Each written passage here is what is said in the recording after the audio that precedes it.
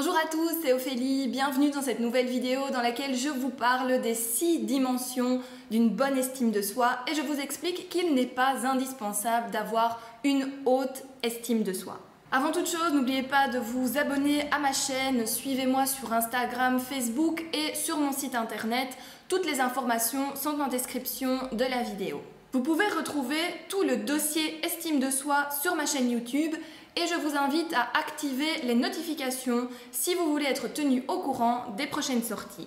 Alors c'est quoi avoir une bonne estime de soi? Avoir une bonne estime de soi, c'est avoir une bonne idée de soi-même sans convaincre et le faire savoir. Dans son livre L'estime de soi, Christophe André explique qu'une bonne estime de soi remplit 6 caractéristiques. D'abord, la hauteur. Avoir une bonne estime de soi, c'est être capable de parler de soi positivement, d'accepter les compliments sans gêne, entreprendre, persévérer et renoncer sans honte et sans se trouver des excuses. Ensuite, la stabilité. Pouvoir se réjouir ou se décevoir sans faire de sortie de route. Rester soi-même en termes de comportement et de discours, quel que soit le public ou les circonstances. Troisième caractéristique, l'harmonie. Pouvoir s'investir dans différents domaines et y développer notre estime de soi afin d'avoir la capacité de réparer dans un domaine si on est en échec dans l'autre. 4. L'autonomie. Être autonome par rapport aux pressions sociales. Ce qu'il faut avoir, ce qu'il faut faire ou ce qu'il faut montrer pour être, se sentir, se croire, estimer des autres. 5e caractéristique, le coût. Que le maintien, l'alimentation de l'estime de soi ne nous coûte pas trop en énergie. C'est-à-dire se sentir modérément impacté par les aléas de la vie, avoir un niveau de stress relativement bas et peu de crispation face aux critiques.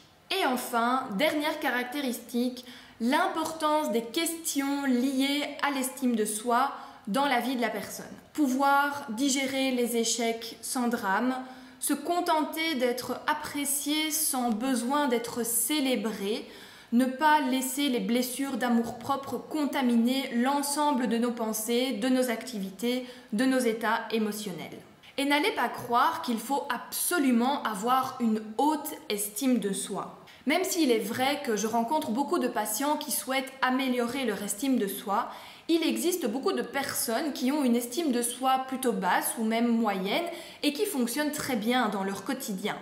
D'ailleurs, avoir une estime de soi basse peut avoir des avantages et une estime de soi haute des inconvénients. Si vous avez une estime de soi plutôt basse, l'une de vos premières qualités, c'est probablement l'humilité qui vous permet de montrer un grand respect de l'autre. Ainsi, en tenant compte des conseils et des points de vue différents, vous vous mettez à l'écoute et vous serez probablement mieux accepté dans un groupe. Cette attitude d'ouverture et d'écoute vous permet aussi de mieux comprendre une situation ou un problème, de remettre en question votre point de vue et ainsi d'améliorer vos propres performances. Dans certains milieux, votre modestie sera aussi beaucoup plus appréciée. Comme dans la fable de La Fontaine, le lièvre et la tortue, une trop grande estime de soi peut diminuer la vigilance dans les situations compétitives et faire paraître la personne suffisante aux yeux des autres. Cela pourra également se manifester par une sorte d'obstination à persister sur une voie sans tenir compte des conseils extérieurs, même s'il n'y a aucun résultat derrière. Enfin, une trop haute estime de soi peut pousser les gens à avoir des conduites à risque qui peuvent même parfois mettre leur vie en danger. Évidemment, l'estime de soi peut varier. Vous pouvez très bien adopter les comportements caractéristiques des sujets à haute estime de soi à certains moments favorables de votre vie et revenir à des attitudes de basse estime de soi après un échec. On sait aussi que l'estime de soi peut se manifester différemment en fonction des secteurs d'activité. Une vie personnelle à basse estime de soi versus un travail à haute estime de soi. Ceci dit, le niveau global d'estime de soi tend quand même à influencer considérablement les choix de notre vie. Une personne à haute estime de soi aura envie de se développer, d'entreprendre, de réussir en assumant les risques, alors qu'une personne à basse estime de soi aura peut-être plus peur d'échouer, va mettre en place des stratégies de protection et tenter d'éviter tout risque. Vous l'aurez compris, il y a du positif et du négatif dans tout et probablement que le mieux en matière d'estime de soi, c'est d'être dans un juste équilibre et surtout adapté à votre environnement et en accord avec vos valeurs. Avoir des hauts et des bas est donc normal tant que c'est transitoire. J'espère que cette vidéo vous a plu. Si c'est le cas, n'hésitez pas à la liker ou à la partager. Si vous avez des questions, vous pouvez évidemment laisser un commentaire ou me contacter directement. Je vous retrouve tout bientôt pour la prochaine vidéo.